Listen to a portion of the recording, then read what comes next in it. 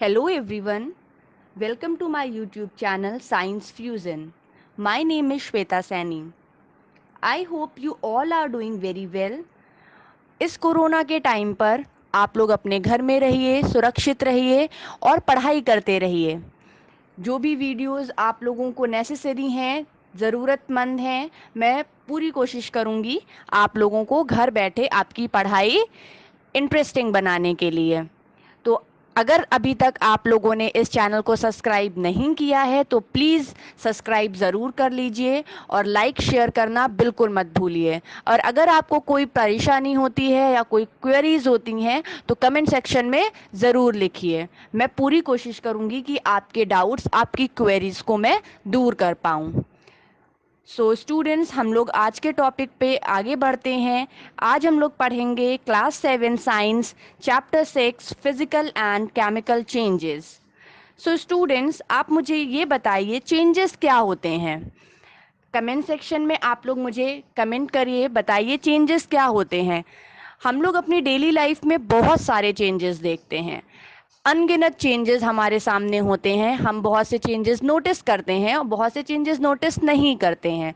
एक छोटा सा बच्चा धीरे धीरे बढ़ता है और बड़े बड़े होते हुए एक दिन यंग एज पर आ जाता है। तो ये भी एक तरीके का हम लोग चेंज देखते हैं। हमारे हेयर ग्रोथ होती है, वो भी हम लोग चेंज में ही देखते हैं। हमारे नेल्स में ग्रोथ होती है, वो भी एक तरीके का चेंज है।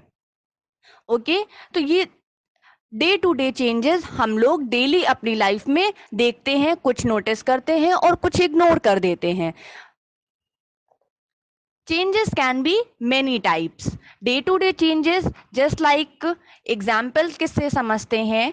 Stretching of rubber band. अगर हम किसी रबर बैंड को स्ट्रेच करते हैं तो उसका शेप और साइज दोनों चेंज हो जाते हैं। ठीक है, तो चेंज वो होता है जो उसकी फिजिकल स्टेट में चेंज ले आता है। फिजिकल स्टेट क्या होती है, जैसे कि किसी उसका ऑब्जेक्ट का या सब्सटेंस का शेप चेंज हो जाता है, साइज चेंज हो जाता है, नेचर चेंज हो जाता है। ओके, तो ये सारे चेंजेस हमारे डे टू डे लाइफ में होते हैं। सेटिंग कर्ड फ्रॉम मिल्क, हमारी मदर्स जो हैं मिल्क से कर्ड बनाती हैं, ये भी एक तरीके का चेंज है, मिल्क से कर्ड बनना। ओके, थर्ड एग्जाम्पल है डिजोल्व शुगर इन वाटर।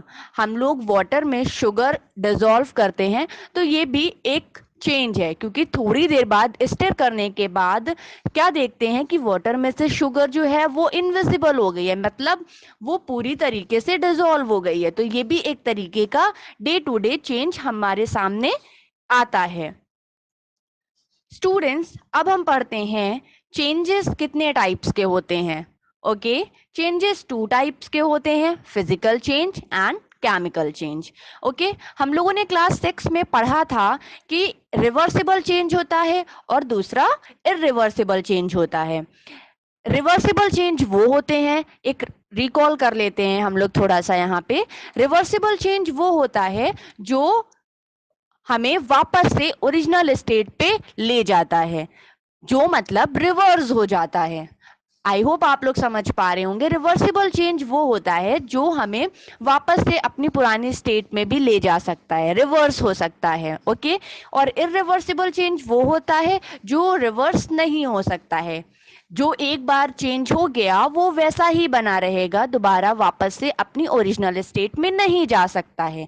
तो ये होता था इरिवर्सिबल चेंज, ये हम लोगों ने 6 क्लास में पढ़ा था। लेकिन अब हम लोग फिजिकल चेंज और केमिकल चेंज पढ़ेंगे। फिजिकल चेंज क्या होता है, let's read. Describe it's physical nature like colour, shape, size, state and etcetera. Physical change वो होते हैं जो किसी भी सब्सटेंस की फिजिकल चेंज करते हैं, जैसे कि उसके कलर, शेप, साइज, स्टेट, ये सारे किसी भी सब्सटेंस के फिजिकल नेचर होते हैं या उसकी कैरेक्टरिस्टिक्स होती हैं। जब इनमें चेंज होता है तब हम उस चेंज को फिजिकल चेंज कहते हैं। जैसे कि a change in which a substance undergo change in its physical properties, वो सब्सटेंस में चेंज होना, उसकी फिजिकल प्रॉपर्टी में अगर कोई चेंज हो रहा है तो हम उसको फिजिकल चेंज कहेंगे। किसी भी सब्सटेंस में अगर उसकी प्रॉपर्टी चेंज हो रही है तो हम उसे फिजिकल चेंज कहेंगे।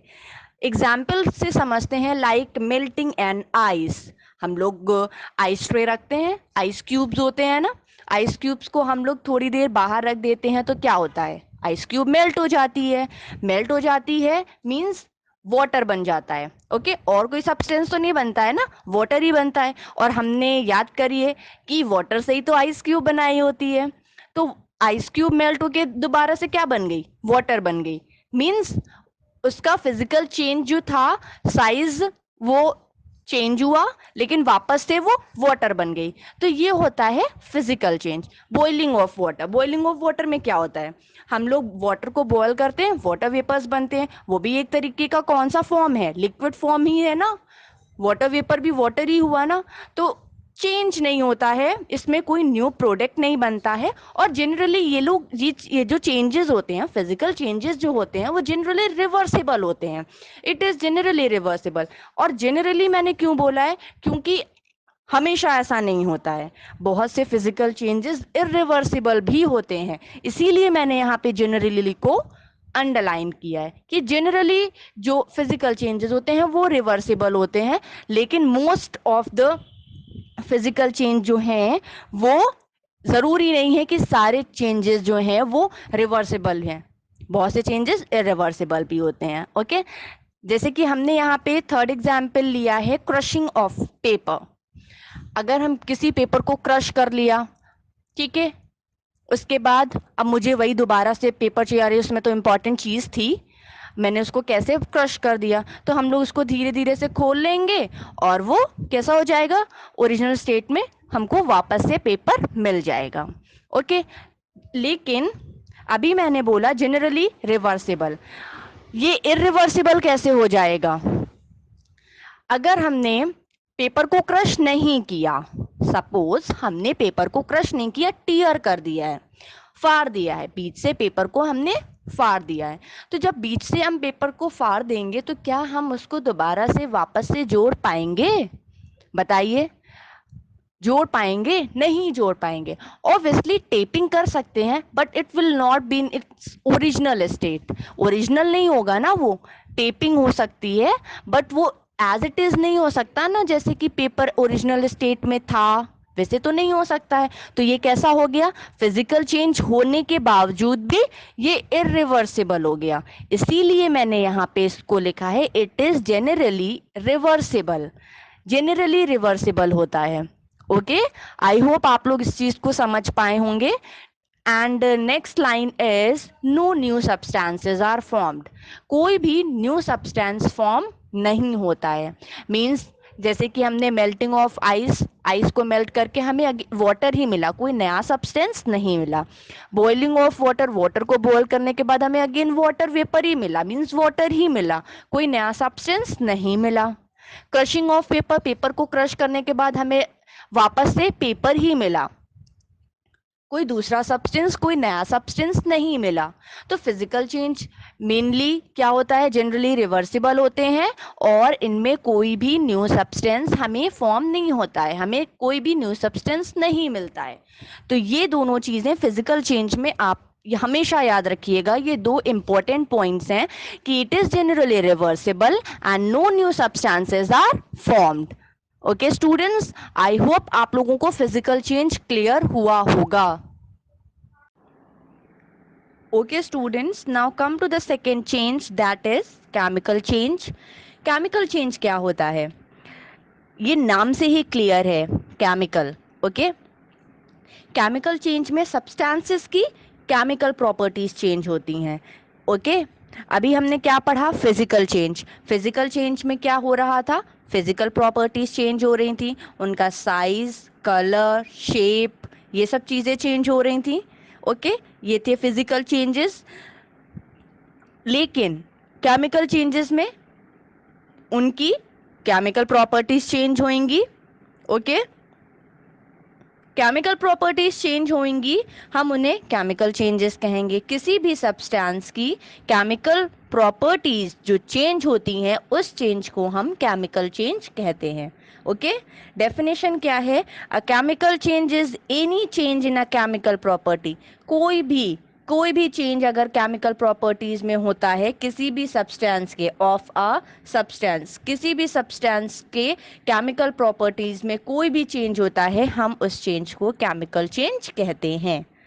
आई होप आप लोगों को केमिकल चेंज क्लियर हुआ होगा, इसकी डेफिनेशन क्लियर हुई होगी। केमिकल चेंज क्या होते हैं? केमिकल चेंज, केमिकल प्रॉपर्टीज में चेंज, केमिकल चेंज हो जाता है। केमिकल प्रॉपर्टीज कैसी होती हैं? जैसे कि ऑक्सीडेशन, किसी भी सब्सटेंस का ऑक्सीडेशन क्या है, फ्लेमेबिलिटी क्या है, उसकी रिएक्टिविटी क्या है, ये सारी चीजें जब चेंज हो जाती हैं तब हम उसे केमिकल चेंज कहते हैं। ओके, जैसे कि हम लोग एक एग्जाम्पल लेते हैं। ओके, एग्जाम्पल से समझते हैं। जैसे कि हमने फिजिकल चेंज में क्या किया था, एक पेपर को क्रश किया था। पेपर को क्रश किया, उसके बाद हमें दोबारा से उस पेपर को चाहिए था, तो हमने धीरे धीरे उसको ओपन कर लिया और हमें वो दोबारा से ओरिजिनल स्टेट में मिल गया था, क्योंकि वो फिजिकल चेंज था, कोई न्यू सब्सटेंस फॉर्म नहीं हुआ था। पेपर क्रश करने के बाद एटलीस्ट वो पेपर ही रहा था ना, कुछ चेंज तो हो नहीं गया था। तो इसीलिए जब वो उसकी फिजिकल प्रॉपर्टी चेंज हुई थी, मतलब पेपर से क्या उसका शेप चेंज हो गया था क्रश करने के बाद, लेकिन कोई केमिकल चेंज तो हुआ नहीं था। पेपर था, वो भी पेपर ही था, लेकिन उसमें क्या हुआ था, कोई भी नया सब्सटेंस फॉर्म नहीं हुआ था। ओके, अब हम केमिकल चेंज में आते हैं। केमिकल चेंज में हम क्या करेंगे, पेपर को क्रश करने की बजाय, ओके, पेपर को क्रश करने की बजाय हम क्या करेंगे, पेपर को टीयर कर देंगे। जैसे कि मैंने अभी आपको ये बताया था इरिवर्सिबल में। Okay, physical irreversible change. Okay, हमने पेपर को टीयर कर दिया, या पेपर को मान लीजिए हम बर्न कर देते हैं। ओके, हमने पेपर को बर्न कर दिया है। बर्न करने के बाद हमें क्या मिला, हमें पेपर मिलेगा? No, not at all, paper नहीं मिलेगा हमें। पेपर नहीं मिलेगा। पेपर बर्न करने के बाद मुझे क्या मिलेगा, ऐश मिलेगी, स्मोक मिलेगा। ओके, कार्बन के फॉर्म में ऐश मिलेगी, कार्बन होगा वो ब्लैक ब्लैक, और स्मोक जो इवेपोरेट हो जाएगा एटमॉस्फेयर में, धुआं। ओके, पेपर तो नहीं रहा ना अब। तो ये क्या हुआ, हमें न्यू सब्सटेंस मिला, पुराना सब्सटेंस मेरा पता नहीं कहाँ चला गया, बर्न हो गया। वो बर्न होने के बाद हमारा न्यू सब्सटेंस मिल गया। ओके, आपको समझ में आ रहा है ना, क्लियर हो रहा है कि न्यू सब्सटेंस मिला। ओके, ओरिजिनल जो पेपर था वो बर्न होने के बाद हमें ऐश मिल रही है, कार्बन के फॉर्म में हमें ऐश मिल रही है। ओके, राख मिल रही है, ऐश राख मिल रही है। ठीक है, न्यू सब्सटेंस मिल रहा है, पुराना वाला जो था, ओल्ड सब्सटेंस था, वो नहीं है। तो जब हमें न्यू सब्सटेंस फॉर्म हो रहा है, न्यू सब्सटेंस हमें मिल रहा है, तो हम उस चेंज को क्या बोलेंगे, केमिकल चेंज। ओके, और क्या आप उस ऐश से, उस राख से दोबारा से पेपर बना सकते हो? बिल्कुल नहीं बना सकते हो। तो ये चेंज कैसा हो गया, इरिवर्सिबल हो गया, मींस ये रिवर्स नहीं हो सकता।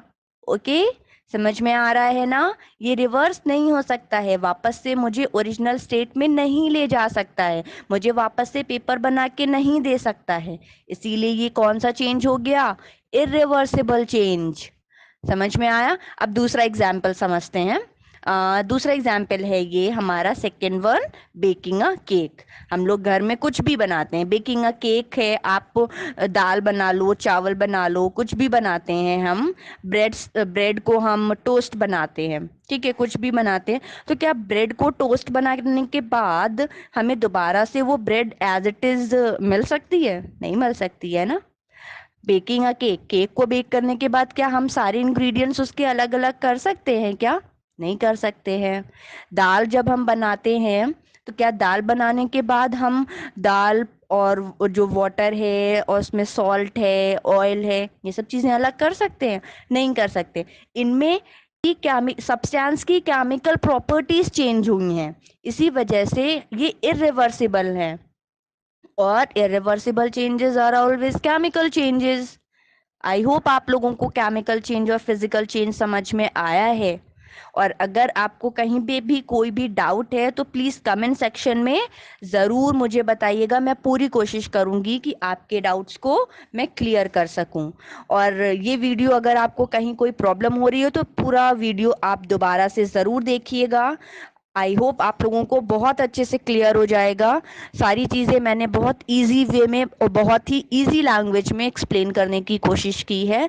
और प्लीज़ वीडियो को लाइक शेयर सब्सक्राइब करना मत भूलिएगा। चैनल को अगर अभी तक आपने सब्सक्राइब नहीं किया है तो प्लीज़ सब्सक्राइब ज़रूर कर लीजिए और बेल आइकन प्रेस करना बिल्कुल मत भूलिएगा। प्लीज़ बेल आइकन भी प्रेस करिएगा जिससे कि मैं दूसरा जब भी वीडियो अपलोड करूं तो सबसे पहले आपके पास नोटिफिकेशन पहुंच जाए।